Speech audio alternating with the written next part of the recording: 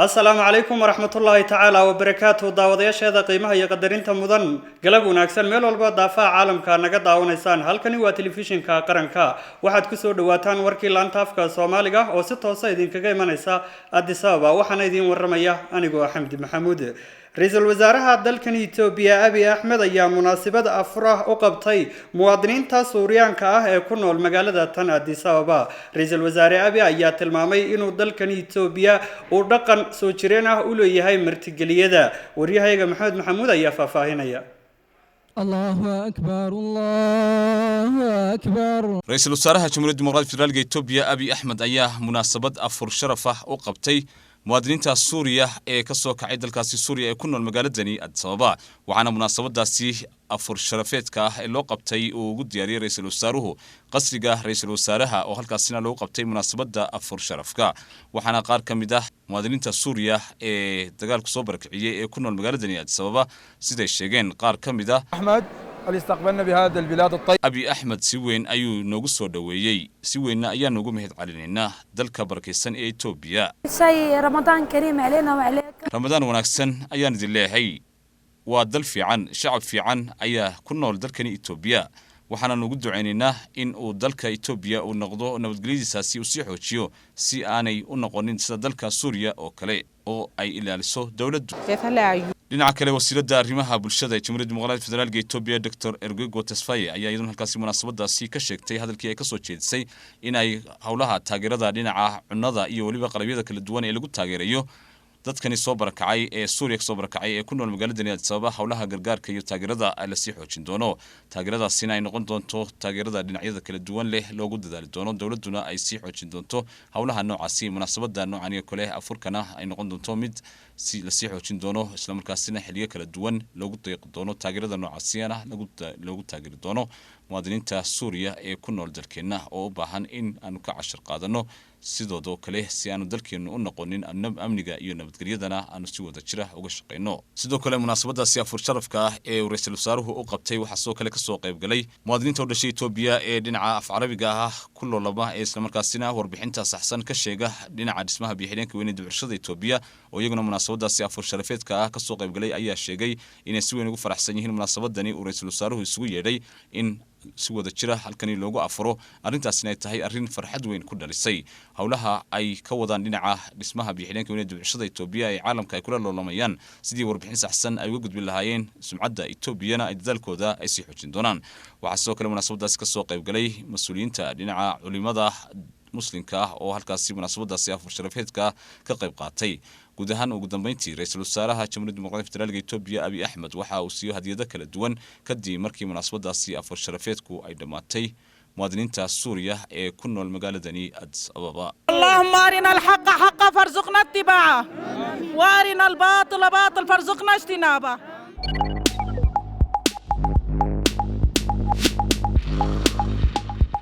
meelaha dhaqdhaqaaqa tartanka doorashooyinka laga mamnuucay meelaha hoos ku qoran lagama fulin karo ololaha doorashooyinka ee codbixiyaasha lagu soo jiidanayo masaajidada kaniisadaha xeryaha ciidamada militariga iyo saldhigyada booliska dugsiyada waxbarashada iyo nawaaxigooda marka geedi socodka barisbarasho uu ka socdo meel masaafadeedu ama fogaanshaheedu 100 mitir ka yar yahay meelaha shacabku ay wax kala iibsadaan miyiga iyo magaalooyinka maalmaha qaarkood marka kala iibsashada rasmigu ay socoto meel ka yar masaafo 100 mitir goobaha laga fulinayo shaqooyinka dawladda ama shacabka saacadaha shaqada ee rasmiga ah meelaha iyo goobaha ay ka socdaan shirar kale oo dadweyne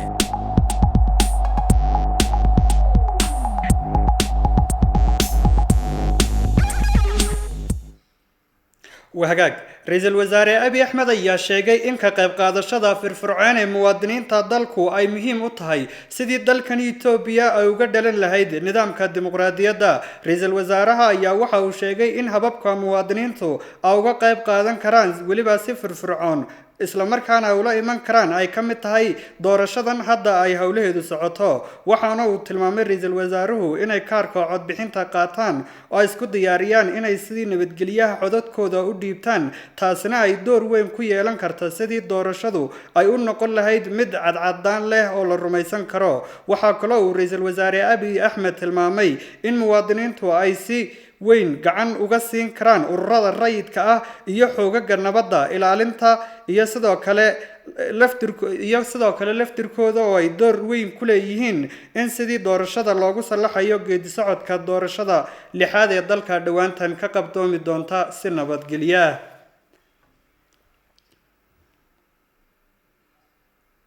wagaag daawadayaal weli waxaad daawanaysaan wararka laanta afka Soomaaliga ee telefishinka qaranka. xeer ilaaliyaha guud ee dalkani federaalka ayaa sheegay in tan iyo intii kooxda sharci darrada ah ee TPLF ay bilowday weerarada laga soo bilaabo 24kii Disembar ee sanadkani 2013 lagu guuleystay in la joojiyo balaayiin bir oo si sharci darro ah dalka ay kooxdaasi uga bixinaysay. warkan waxay noo faahfaahinaya wariyahayaga Cabdullaahi Raabi. xeraalinta federaalka ayaa sheegtay in tan iyo intii kooxda sharci darrada ah ee TPLF ay weerarka ku qaaday qaybta waqooyi ciidamada gaashaandhigga Disembar 24keeda 2013 dabagal xoogan oo maalkeeda iyo lacagteeda kooxdaasi lagu sameeyay in loogu guuleystay in lacag ka badan 6 bilyan iyo 700 milyan oo bir oo kooxdaasi ay doonaysay inay falalka dambiyada ku fuliso si sharci darrada dalka uga saarto la qabtay oo la hakiyay. madaxa qaybta soo celinta lacagta habka dambiyad lagu helay ee xiraalinta federaalka mudane Alamaanta Agidow ayaa sheegay in dabagalka lagu sameeyay lacagta iyo hantida kooxdaasi ay maamuleysay oo gacanta ugu jiray qayb ka mid ah lacagtaasi gacanta ugu jirtay saraakiisha military iyo saraakiisha kale ee kooxdaasi sharci darrada TPLF ee ka qayb qaatay dagaalkaasi dalka lagu qaaday in loogu guuleystay in lacagtaasi la hakiyo. waxa uu mas'uulkaasi sheegay in saraakiishaas oo dalkooda inkiray oo ku biiray kooxdaasi sharci darrada TPLF iyo lahtumayaal kale oo dabagal lagu sameeyay dabagalkaas oo isugu jira kan lacagta iyo kan maalka in loogu guuleystay in lacag ka badan 54 milyan iyo 237 kun oo bir iyo weliba qalabyo iyo hanti kale oo isugu jirta hantida guurta iyo tamaguuraanka amarka maxkamadda lagu joojiyay oo gacanta loogu dhigay. waxa uu mas'uulku intaasi ku daray in shirkadaha hoos yimaada shirkadda la yiraahdo Effort sidoo kale lacag ka badan 4 bilyan iyo 205 milyan oo bir amar maxkamadeed lagu joojiyay oo lacagtaasi laga badbaadiyay falal dambiyeed iyo si sharci darro ah inay kooxdaasi dalka uga saarto. waxa kaloo mas'uulku sheegay in baabuur ay tiradu dhan tahay 179 kuwa xamuulka oo isugu jira kuwa rarka qalalan iyo kuwa rarka dareeraha qaada oo lacagtooda lagu qiyaasayo in ka badan 2 bilyan oo bir wada shaqaynaya iskaashi sharciyeed oo la yeeshay dawladda Djibouti oo doonaysay in xubnaha kooxdaasi ay dalka kala baxsadaan dalkaasi Djibouti laga soo celiyay. waxa uu mas'uulku sheegay in haddaba lacagtaasi sugeynta ee ka badan 6 bilyan 700 milyan oo bir sidaasi lagu joojiyay amar maxkamadeed oo loo adeegsaday lacagtaas oo ahayd mid ay kooxdaasi sharci darrada ee TPLF ay doonaysay inay falal dambiyeed ku fuliso isla markaana ay si sharci darro dalka uga saarto. wahagaag afayeenka golaha federeeshinka ee dalkan Itoobiya mudane Aadan Faarax ayaa xisbiyada siyaasadeed ee dalkan Itoobiya ee ku loolamaya doorashada lixaad ee dhawaantan dalka ka qabsoomi doonta ugu baaqay inay doorkooda kaga aadan ka qaataan sida ay doorashadu ugu qabsoomi lahayd hab nabadgelyo. waxa uu shacabka dalka ugu baaqay inay qaataan kaarka diiwaangelinta isla markaana ay u codeeyaan cidda ay isleeyihiin dalka ayay wax u qaban kartaa. wariyahayaga Maxamed Maxamuud ayaa faahfaahinaya. afayeenka golaha federeeshinka mudane Aadan Faarax ayaa ku baaqay in loo baahan yahay in ay xisbiyada siyaasadeed ee kala duwan ee u tartamaya doorashada guud ee wareegga lixaad dalka oo dhan ka qabsoomaysa doorka looga baahan yahay iyo kaalinta looga baahan yahay inay ka qayb qaataan ay tahay arrin laga maarmaan ah. si lamidana ugu baaqay inay shacabkuna ay qaataan kaararka codbixinta doorashada si ay uga qayb qaataan ciddii ay dooranayeen ay ugu doortaan maalinta doorashadu ay dhacayso. mudane Aadan Faarax oo isla markaasina ka hadlay geedi socodka guud ee doorashada wareegga lixaad ee dalka ka qabsoomaysa ayaa tilmaamay in loo baahan yahay in xisbiyada siyaasadeed ay doorkooda ka qaataan iyadoo ay dawladda xilka haysana ay mas'uuliyaddu ka saaran tahay sidii amniga iyo nabadgelyada doorashada guud ee dalka qabsoomaysa ay u xaqiijin lahayd kaalinteedana ay ka qaadanayso. waxaana ugu baaqay dhammaan inay xisbiyada siyaasadeed iyo weliba shacabku ay doorkooda ka qaataan sidii ay doorashada si xor ah dimuqraadiyadda nabadgelyaha ay ugu dhici lahayd dalka oo dhan uga qabsoomi lahayd. guud ahaan doorashada dalka ka qabsoomaysa waxay ku beegan tahay oo ay dhici doontaa 28 bisha Gambood halka doorashada maamul magaalooyinka Dirdhaba iyo Addis Ababa la qaban doono bisha sane 5teeda. وهجاجة وحسد مدن إن دلالو أن كلا جوء لهين إسلام كان لوجو شرا قبصومي دا دورشة اللي هذا الدل كان يتوبيا كقبصومي دونتا وحنا لا شيء إن أي أردا أي دور كذا كقادنا يان سدي أي إنه كل هاي الدورشة دو مد سن بتجليا كو قبصونتا هذا بقى أردا الريد كاهي كشرا دجان كأحمر دا أي عادية إن الدل حوجن وجشران سدي دورشوين كاساس عدا لوجو دم يستر لها سحر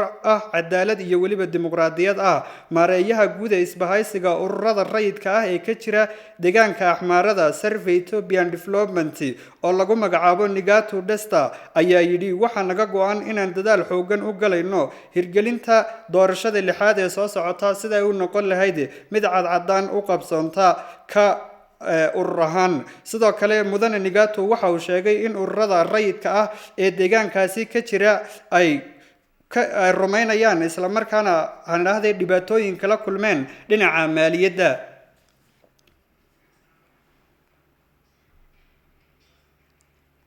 وهاجاج ولي واحد داون سان وركها لانتا أفكار سومالية تلفزيون كقرنكا هاتنا مجالة تشيكتشيجا واحد مجالة تشيكتشيجا لقى دقة دقي مكتبات أخرس أو يكوب حيصل 1 مليون أو بر وركنا نكال وكالة دوربين تدقان كا أنا طلعونه dhulkana laga dhisayaa oo ka kooban 1200 kilometer buu ku fadhiyaa waa G+2 marka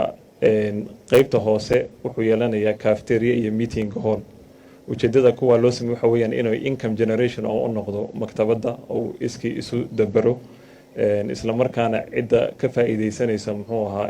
akhriska oo imanaysa inay meel fog u tagin haddii ay u baahdaan shaah ama waxyaalo kale u baahdaan marka qaybta hoose oo koobnaan business center cafeteria iyo meeting hall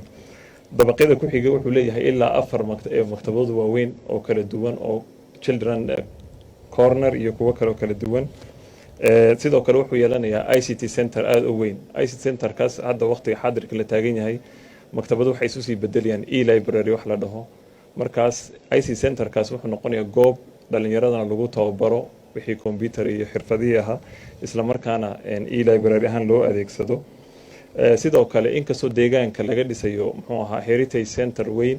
haddana mid ku sii meel gaar ah ayuu dabaq u leeyahay oo Somali Culture and Heritage Center ah oo waxyaalihii dhaqanka iyo deegaanka wixii laga qoro dhan waxaa jira meelo badan oo soo marnay inay jiraan xog badan oo deegaanka laga qoray dad badan ay hayaan laakiin ay weli ayna haysan meel ay ku aaminaan ama ay soo dhigaan xogtaas ay ugu soo bandhigaan bulshada sidoo kale wuxuu leeyahay qayb masaajidaha iyo xafiisyadii buu leeyahay marka waa complex building loogu talagalay ruuxu markii uu akhriska yimaado inuu wixii adeeg oo dhan halka ka faa'iideysto mashruucan waxa ku baxaya ilaa 60 milyan oo bir ama estimation 1.4 million USD ba ku baxaysa xukuumaddu budgetka ugu horeysay way bixiyeen waxa kale waxa laga rabaa bulshada iyo qurba joogta iyo dhammaan cid kastaba inuu noqdo mashruuc la wada leeyahay oo tusaale u noqon doona sidan oo kale waxaan rabnaa inuu tusaale u noqdo mashruucani oo sidoo kale hospitaalo waaweyn wax kastaba in dawladda laga sugo munaasab ma noqonayso dawladdu wax kasta ma dabari karto markuu bulshadu iskood inay isu dabaraan dhalinyaro kooban baa fikirkan bilaabay dawladda maamulka magaalada dawladda hoose aad ugu mahadnaqayo dhulkii bay meeshaad aragtaan key area ay naga siiyeen waxaan rabaa dadaalada noocan oo kale meelo badan bay hadda ka socdaan intuu isbedel ku dhacay gaar ahaan maamulada magaalooyinka iyo deegmooyinka dhalinyaro badan oo is abaabulay baa jira oo u baahan in laga caawiyo dhulkii iyo kharashkii markaan waxaan ka codsanayaa dhammaan maamulada deegmooyinka iyo gobolada dhalinyarada noocaas oo kale dadaaladooda inay gacan siiyaan aad iyo aad wad mahadsantiin هاتنا قضب كوجود دنبيا حلي تبين وريد ونذكرها إنه ذلك دبديسا دوكسية حنانة عرضها يكوا هيرك كوبا ذل كاسي فرانسيسكا أو حدنا سبب الله حديدا كورتك يحكمين تصف مركا كوفيد سجالية طبعا يدبوا باللاوي نظام كوا يجدي سعود كبرس برشة دوكسية الله حدي موجودة دنبه صف مركا كوفيد سجالية طبعا يحدنا مدة لا يصدق تضباطه وركا كسب حياة ذل كاسي فرانسيسكا أيا إن تاسي كدر أيا إن تضباط كاسو سعودنا لقاد دونا حيراده لجو سور رجع دنا عايز سعود كا dadweynaha ee dalkaasi ka dhaqan galay. Tirooyinku waxay tilmaamayaan in maalin walba dalkaasi Faransiiska ilaa iyo 30,000 oo qof ay qaadaan cudurka COVID-19 halka 6,000 oo qofna ay xaaladoodu liidato. Dad ka badan 14 milyan waxaa la sheegay inay qaateen tallaalka lagaga hortagayo fayraska COVID-19.